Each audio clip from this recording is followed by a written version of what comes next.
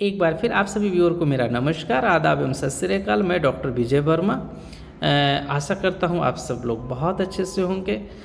आज हम अपने सभी व्यूअर्स को ये बताना चाहेंगे, अगर आपके यहाँ कोई बफेलो काफ है और वो पिछले कुछ दिनों से 1-2 दिन 3 दिन जैसा भी हो आपके यहाँ अवेलेबल हो, अगर वो दूध नहीं पी रहा है और वो अपने शरीर को तोड़ रहा है, उठ रहा है, बैठ रहा है, आपको ऐसा लग रहा है कि वो जो है दर्द उसको हो रही है, उसके पेट में दर्द हो रही है, तो ऐसी परिस्थिति में अपने जो भी रजिस्टर्ड पशु चिकित्सक हैं आपके आसपास उनको तुरंत दिखावें।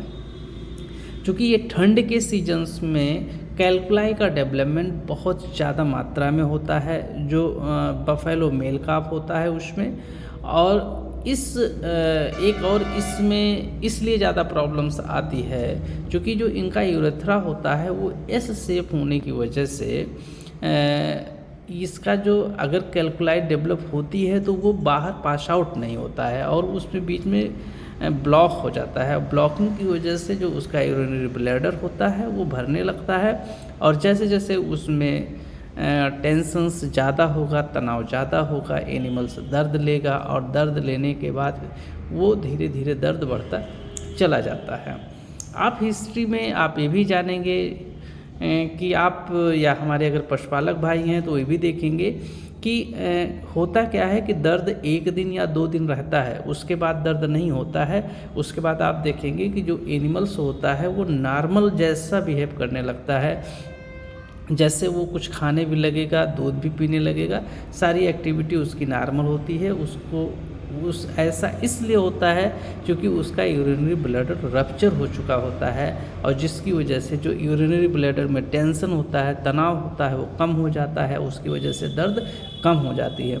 लेकिन यही यूरिन जब पेरिटोनियल कैविटी में भरने लगता है और फिर पूरी पेरिटोनियम में इन्फेक्शंस काज करता है, फिर धीरे धीरे दोबारा से जो एनिमल्स कुछ दूध पीने लगा था या कुछ खाने लगा था वो धीरे धीरे फिर बंद करता चला जाता है।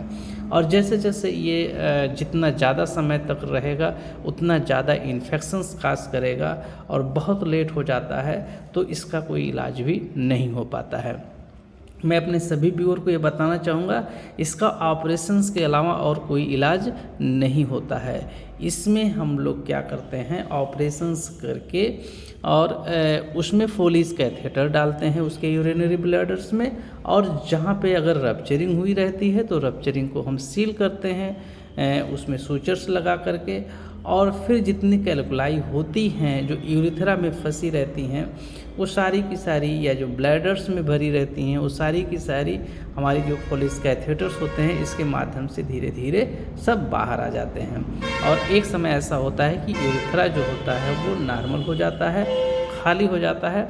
और ऐसी परिस्थिति के बाद लगभग 1 वीक के बाद हम लोग जो फोलिस कैथेटर लगाए रहते हैं उसको रिमूव कर देते हैं। तो इस समय अगर कोई बफेलो मेल काफ है और वो आपके संज्ञांश में है तो मैं अपने सभी पशुपालक भाइयों को ध्यान दिलाना चाहता हूँ और या फील्ड में जो काम कर रहे हैं उनको भी बताना चाहता हूँ कि अगर ऐसा कोई केस मिलता है तो आपके यहाँ जो भी ट्यूबसिस्टोटॉमिक जो भी वेटनेरियन करते हो आप वो उनसे सलाह लें, उनको रिफ़र करें और ताकि उसको समय पे बचाया जा सके। हम तक बहुत सारे केस ऐसे आते हैं कि जो इतना लेट हो चुका होता है कि उसमें इन्फेक्शंस इतना ज़्यादा हो चुका होता है कि हम ऑपरेशंस भी करते हैं और ऑपरेशंस करने के बाद भी उसको नहीं बचा पाते हैं क्योंकि वो इस लेवल तक उसके पास एनर्जी नहीं बचती है कि वो ऑपरेशंस को सस्टेन कर पाए। कोई बहुत सारे केस हमने ऐसे भी देखे हैं कि ऑपरेशंस सब कुछ हो जाता है लेकिन वो परसिस्ट नहीं कर पाते हैं। लेकिन जो जल्दी में हो जाते हैं, जो समय रहते हो जाते हैं, वो सारे के सारे सेफ बच जाते हैं। प्रॉब्लम्स उन्हीं में होती है जो बहुत लेट करते हैं। तो ठंड के सीज़न में अगर बफेलो काफ है, अगर उसको दूध पीने में समस्या हो रही है और पेशाब नहीं कर रहा है, तो ऐसी परिस्थिति में आप अपने यहाँ जो भी पशु चिकित्सक होते हैं आप उनसे मिल करके उनकी राय से उसकी ट्यूबसिस्टोटॉमी कराइए। इसी के साथ आप सभी व्यूअर का एक बार फिर बहुत बहुत धन्यवाद। जय हिंद, जय भारत।